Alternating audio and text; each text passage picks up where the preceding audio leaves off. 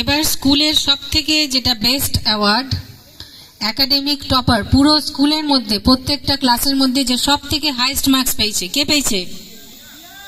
দিয়া বর্মন, 82% মার্কস। জোরে হাততালি, পুরো স্কুল টপার। গত বছরেও স্কুল টপার ছিল দিয়া বর্মন, এবছরও স্কুল টপার দিয়া বর্মন।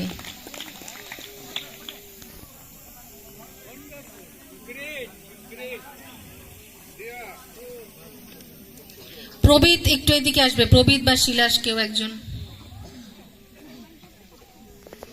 সবাই প্রাইজগুলো একটু উঁচু করে ধর। এবার অঞ্জন, প্রাইজগুলো একটু উঁচু কর। শিলাস নিচে